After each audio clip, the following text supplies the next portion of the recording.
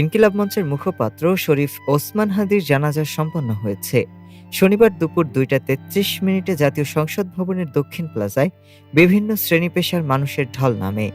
লাখো মানুষের উপস্থিতিতে অনুষ্ঠিত ওই জানাজায় পুরো এলাকাকে পরিণত করে স্তব্ধ প্রাঙ্গণে।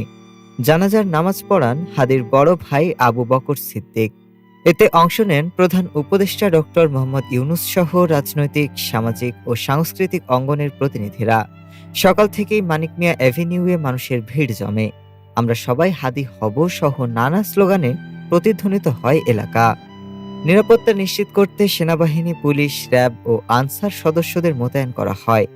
জানাজা শেষে হাদির মরদেহ দাফনের জন্য ঢাকা বিশ্ববিদ্যালয় এলাকায় নেওয়া হয়। জুলাই বিপ্লবী ও আধিপত্যবাদ বিরোধী প্ল্যাটফর্ম ইনকিলাব মঞ্চের আহ্বায়ক শরীফ ওসমান হাদিকে জাতীয় কবি কাজী নজরুল ইসলামের সমাধির পাশে সমাহিত করার সিদ্ধান্ত নেওয়া হয়েছে। এর আগে ময়নাতদন্ত শেষে মরদেহ সংসদ ভবনের দক্ষিণ প্লাজায় আনা হয়। গত ১২ ডিসেম্বর বিজয়নগরে দুর্বৃত্তদের গুলিতে গুরুতর আহত হন হাদি। দীর্ঘ চিকিৎসার পর সিঙ্গাপুরে চিকিৎসাধীন অবস্থায় বৃহস্পতিবার মারা যান তিনি। ডেস্ক রিপোর্ট, বাংলাদেশ সময়।